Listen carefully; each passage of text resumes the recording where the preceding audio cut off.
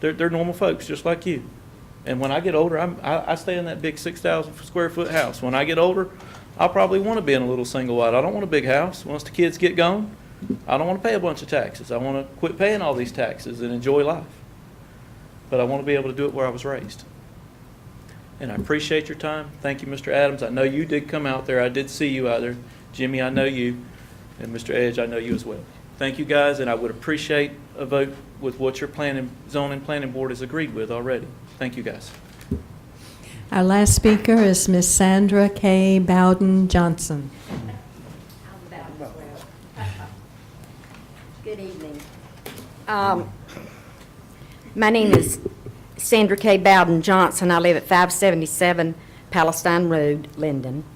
I'm 62 years old and a lifelong resident of Cumberland County all my life. And I've lived on Palestine Road ever since I was born, really. I will tell you a couple of things about me. I'm a graduate of Pine Forest High School. I retired from Fort Bragg in September of 2014, 33 years civil service. I work for Department of Defense at USAC and JSOC as a budget analyst. One of my main concerns, and I don't know if anybody's thought about this, but what used to be BRAC now is base realignment, back then enclosure, but now it's got a different name. It's known as Fort Bragg Regional Task Force. And I'm concerned about that because, and I'm speaking strictly for myself, not for Fort Bragg or anything like that. I'm concerned about that because if you remember, and I know you do, they just recently had a meeting somewhat about that. And, you know, it's an ongoing thing as to what will be done. But if they would downsize the military, why do we need more houses? And as Heather had said before, Bowden, about all the houses that's up there now that's vacant, and I drove by there, there's houses for sale, vacant houses, houses for rent. And I'll tell you, one of my concerns too is if they downsize the military, the civilians go too. So you may be talking about a lot of people. Now, like that's in the future. We don't know what's going to happen. But there we are with a lot of houses vacant. Security for myself. I live by myself, so I'm concerned with a lot of people living behind me. And that's right out my back door, basically. So, and the water, we have really good water. I like it. And I'm concerned about the sewer from all these houses, what it'll do to my drinking water. I vote no for R20, and I would appreciate your vote for R40. Thank you very much. Thank you. Any other speakers? There are no further speakers.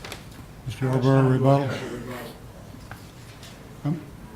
How much? $3.35? $3? 3 minutes.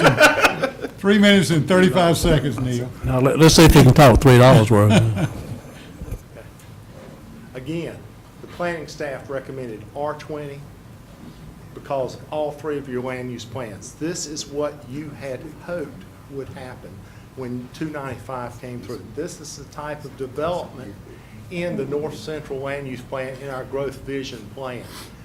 We are not asking for any developmental privileges that have not been granted all the way around. In the RR zone, RR is a half acre, R20, R20 adjacent to it, R15, R20, P&D across the way. Of course, you've seen the commercial property and you've seen the development of the residential property.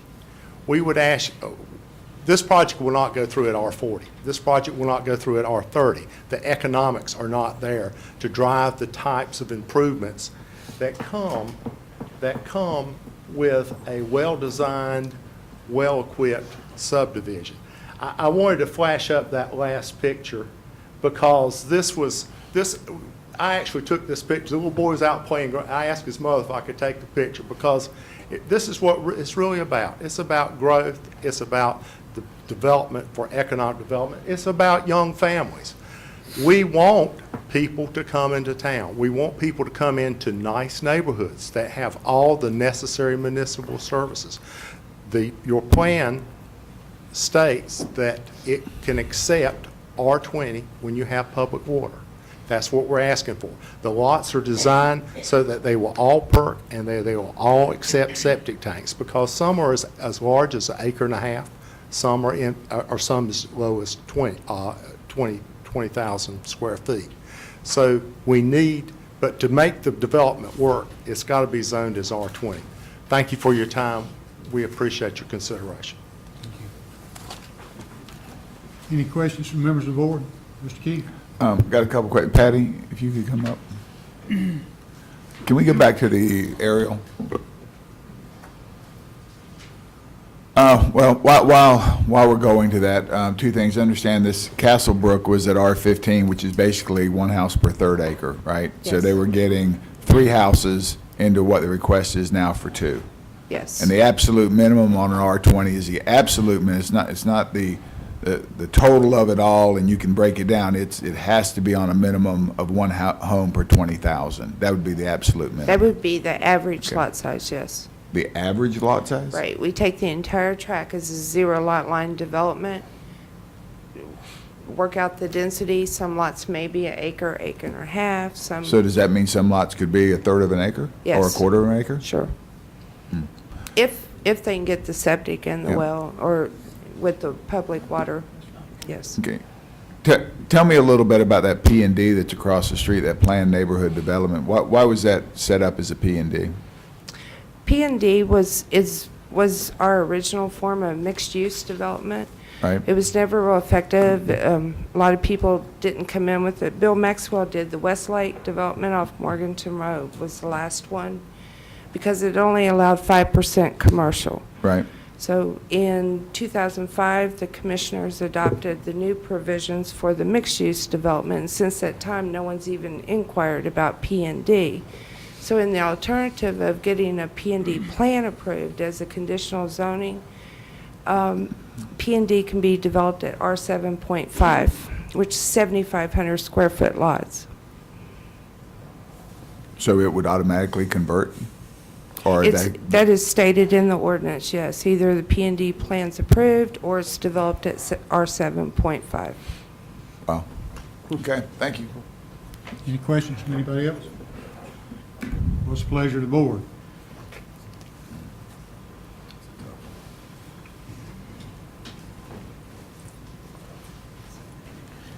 Mr. Chairman, I move to find the request for the rezoning consistent with the 2030th Growth Vision Plan and any other applicable land use plan reasonable and in the public interest for the reasonable stated in the recommendation of the planning staff, included in the agenda package and as reflected in the minutes of the planning board's consideration of this case, which minutes are to be fully incorporated herein by reference. I would move to approve the rezoning from A1 agriculture to R20 residential as recommended by the planning staff and as reflected in the minutes of the planning board's consideration of this case, which minutes are to be fully incorporated herein by reference. Is there a second to the motion? Mr. Evans, seconds the motion. Any further discussion? Mr. Chair, those need to be 2 separate motions. Okay. I think he I'm stated sorry. them both properly, Right. but the separate vote on each motion. I'll go with the first motion, then. Okay. Is that just the first motion? Just the first motion. Okay. Second still remains, Mr. Evans? Second still remains? Yes. Any further discussion? See none, all in favor? Voting in favor, Commissioners Lancaster, Edge, Council, and Adams, and Evans. Voting in opposition, Commissioners Faircloth and Keith. And then, Mr. Chairman, I would make the second motion, which is to move to approve the rezoning from A1 agriculture to R20 residential as recommended by the planning staff and as reflected in the minutes of the planning board's consideration of this case, which minutes are to be fully incorporated herein by reference. Second, Mr. Lancaster, second. Any discussion? All in favor? Voting in favor, Commissioners Evans, Lancaster, Chairman Edge, Commissioners Council Keefe and Adams. Voting in opposition, Commissioner Fairclough. All right.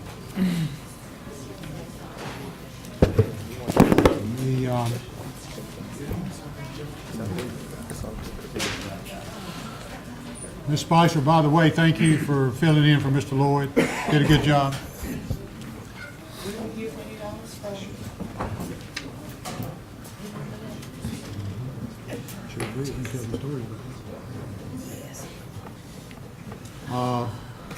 Ms. Campbell, go ahead. Or you want- Item 4D is minimum housing code enforcement, case number minimum housing 727-2014.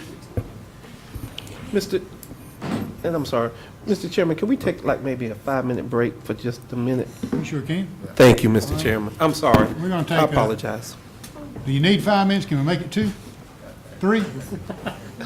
It's, Okay, 5. yes. I see. I understand.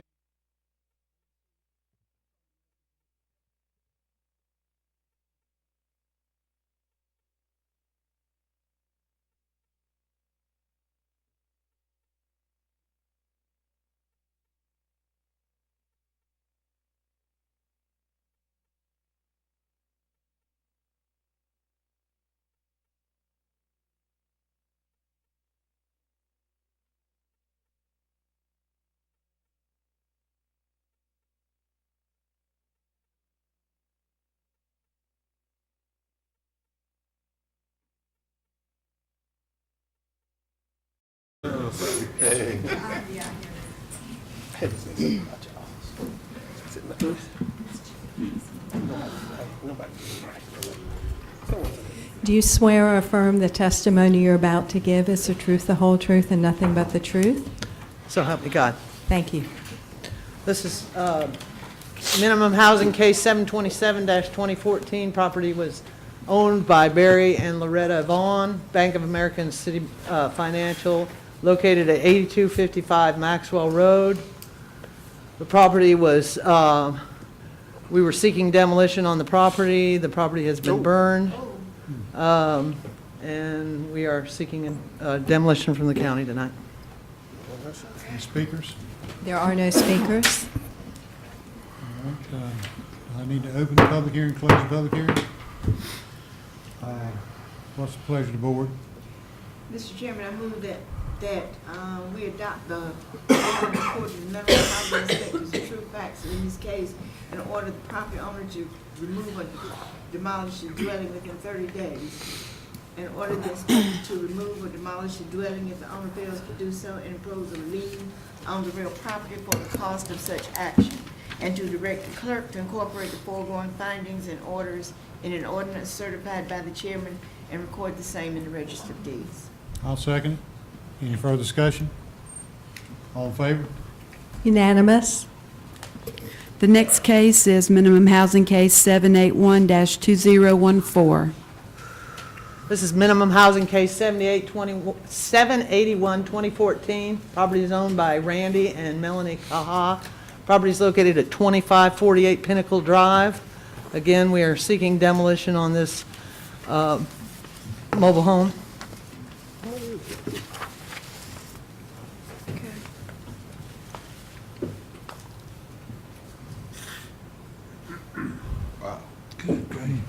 Are those stilts up underneath that thing? Yes, sir. Due to the lay of the land, the trailer had to be placed in. Any speakers? There are no speakers. All right. What's the pleasure of the board? I move that Mr. Chairman, we adopt the order and report of the minimum housing inspectors of true facts in this case and order the property owner to remove or demolish the dwelling within 30 days. And to order the inspector to remove or demolish the dwelling if the owner fails to do so and impose a lien on the real property for the cost of such action. And direct the clerk to incorporate the foregoing findings and orders in an ordinance certified by the chairman and record the same in the register of deeds. Second. Any discussion? All in favor? Unanimous. Thank you, ma'am. Thank you, Appreciate sir. it very much. Item number 5 is nominations to boards and committees. And if I may add, Mr. Chairman, on item number 5, the Juvenile Crime Prevention Council, I believe there's a different meeting time has been worked out for the JCPC. You know what that is? I believe it's 3 o'clock. Mr. Chair, Noon. Noon and then 1. Our clerk did an excellent job kind of making sure that we were able to do that, and I will serve on that JPC. All right, and that, thank you so much for that. Thank you, Madam. So we'll take item A, the Adult Home Care Community Advisory Committee first. One vacancy, do we have a nomination? Mr. Chair, Yes, Mr. Fairclough. I place in nomination the name of Mary Dillon, who's been recommended by the Adult Care Home Advisory Committee. Okay. And the Cumberland County Juvenile Crime Prevention Council is Mr. Glenn Adams. Thank you, Mr. Adams. Thank you. Thank Is you, that a Madam. self-nomination? Clerk. Well, that's, if he doesn't, I will. We split it up if he doesn't do All it. right, Farm Advisory Board is one vacancy. Nominate Ms. Mary Dillon. And wait a minute, No, she I just got did. the wrong one. That's for the Adult Home Care Advisory I got the wrong one. I'm Lisa sorry. Childers. Lisa minute. Childers, yes, Committee. Lisa Childers. Lisa, that's right, that was the one. And the Nursing Home Advisory Board, two vacancies. I was- They had, They were on here, I can't find it.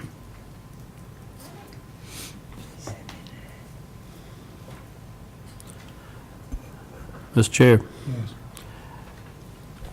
based on the recommendation of the Nursing Home Advisory Board, I would nominate for one of the positions Ms. Carla Fagan, and also the appointment of Keith Howard.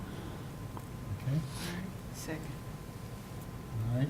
In the consideration, item 6, Yes, sir.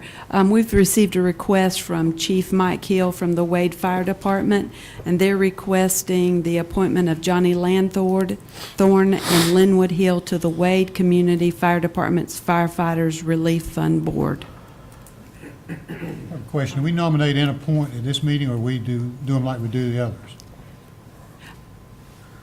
For this board? I don't think this board's any different than any others. You certainly have precedent for it, but you certainly don't have to. Okay, are those the nominations? Would somebody put those in order, please? I recommend Johnny Lantham and Linwood Hill, Okay, any other nominations? All right. knowing that we got to go back and look at that. Mr. Fairclough, item 7, if you take that, please, sir. Thank you, Mr. Chairman. We have an equal number of appointments to boards and committees that were previously nominated. At this time, I would move that we appoint by acclamation the following. To the Human Relations Commission, one vacancy, the nominee is Kevin Brooks. For the Minimum Housing Appeals Board, we have 4 vacancies. The nominees for regular members, there are Jerry Hassapis and Louis L. King, who are reappointments. And as alternate members, Robert Cater, reappointment, and Henry Gibbs Jr., reappointment. Okay, is there a second to that? Second. There's been a second to that. Any discussion? All in favor? Unanimous? Okay, I will recess the Board of Commissioners meeting and convene the Northcrest Water and Sewer District Governing Board. We have, how many items? Approve the consent agenda. Been a motion to approve it? Second. And a second to approve the consent agenda. Yes. Any further discussion? All in favor? Unanimous? I will adjourn the special meeting of the Northcrest Water and Sewer District Governing Board and reconvene the regular Board of Commissioners meeting and entertain a motion to adjourn. Second. Motion to adjourn and second. All in favor? Thank you all for a very good meeting. already got a brief, though.